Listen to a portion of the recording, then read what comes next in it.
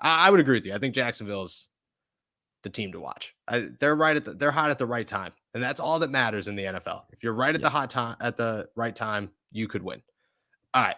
Last thing I want to talk about. First 3 quarters of this game. First 3 quarters in 16 minutes, 14 minutes, 11 minutes were atrocious. Just awful offensive football for the Pittsburgh Steelers outside of the running game. Want to take that does not even count. The running game was phenomenal. Najee Harris and Jalen Warren were an absolute unit. The offensive line was impeccable when it came to pushing the Baltimore Ravens defensive front. But there was a big topic of debate on social media, hard. And I don't defend things on Twitter that much. I try to very much just toss a little tweet out there, keep it moving. I don't really reply too often. But a lot of people had a lot of issues with the Steelers not throwing the football. And then a lot of people had a lot of issues with Kenny Pickett when he did throw the football, which leads to one big question. The offensive struggles or inability to find the end zone for 3 3/4 quarters lies on who? Matt Canada or Kenny Pickett? Well, I mean, we do this song and dance every week, but every week. But this one was good. This one was very glaring, I would say. Yeah. So we talked about this a little bit before we got on, but they were averaging 5 yards a carry and decided to throw a back shoulder fade to admittedly a good jump ball candidate, George Pickens, with their best red zone opportunity of the night prior to that final drive. I don't know what to tell you. You went for the lowest percentage play in football instead of running it with your offensive line and running backs that are averaging 5 yards a carry. I didn't understand that. I didn't like that call. No. And the craziest part there is you were at the 2-yard line. You throw it up to George Pickens. You got to give that play, you can't take too much away from that play because Pickens was lined up against Brandon Stevens, who was starting in place of Marcus Peters. The opportunity was certainly there. But in the fourth quarter, when you need a first down and it is 3rd and 2, not 3rd and 1, not 3rd and 2, you run a quarterback sneak with Kenny Pickett.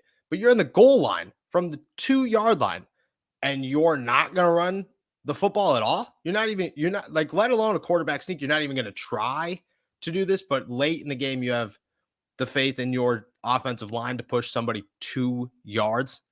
The inconsistency was awful there.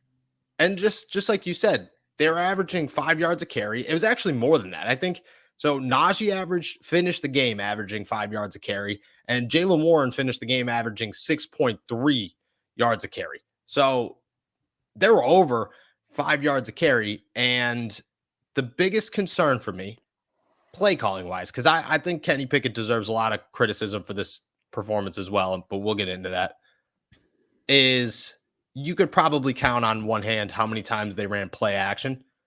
And I don't think it would fill up your whole hand. I think it would maybe take up 2 fingers. And that is just when you're averaging nearly 6 yards a carry and you decide that you're just going to throw the ball normally and you're going to totally ignore play action against a run heavy defense. I mean, what are you even doing? Why are you even trying to throw the football? Because that's your best opportunity too. Yeah, I mean, it's the most simple adjustment in football that you can make is to go to play action instead of just normal passing. And it probably would have worked. You had a Ravens run defense that was on their heels, kind of trying to do all they could to stop the run. And all you had to do was bait them just once. Just once. Again, it was a game with 29 total points scored in it. And you one big play changes everything. But why they had that faith in their running game at the middle of the field versus and didn't have it right down at the goal line. That's a little damning too. I don't know. I feel like this is a team that likes to be physical, that they, AFC North ball, we can, repeat that cliche all the time, but to not have that faith in being able to run the ball and be physical against an opponent like that in clutch moments, that's a little concerning. Super concerning. And they were owning the offensive line. Like, it was so apparent that they could gain yards on the run. It wasn't like, oh, they're breaking off big yards. Like, no, there were no big gains. Like, what was it was the consistent. Longest run? Jaylen Warren had a 31-yard run. Okay, that's big. But Najee Harris's longest run of the night was 15 yards. Like, that's not, there were no splash plays. It was just 7 yards, 7 yards, 7 yards, which is always a first down. It didn't make sense. But at the same time, I do think Kenny Pickett had a very bad game up until that last drive. And I think this is 2 games in a row where Kenny's had a bad game up until that last drive, which he needs to fix. But I think that when he did have the opportunity to throw the football, he looked like he was trying to do way too much. And he missed opportunities. Like, the drive that stands out to me, I don't remember when exactly in the game it was, but they just ran the football. They got a first down on 2 running plays, and then they threw the football on first, second, and third down.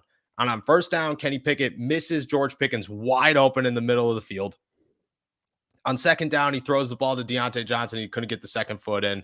And then third down, incompletion. Or no, third down was even worse because it was third and a ridiculous amount of yards. And he throws like a 6-yard pass to Pat Freiermuth. And at that moment, you're just like, what? Why? Like, run the football at that point. Like, if you're going to get 6 yards, at least see if you could burst one, because that's just a wasted play. That's just easily a wasted play. But I think Kenny Pickett deserves some criticism as well.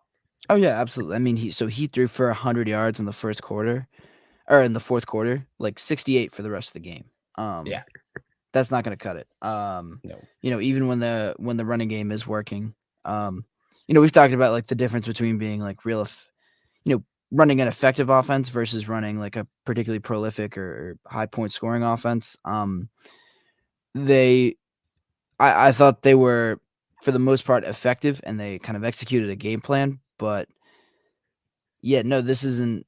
You're not going to have a defense like this for your entire career to kind of back you up and bail you out. And at some point, you do have to worry about those very things. Just being able to do it in every quarter, not just the fourth. Like, there are going to be games where you're going to need more than one drive, and I don't know. You can survive it now, and we'll look at the positives leaving this game, but it's something to look at moving forward.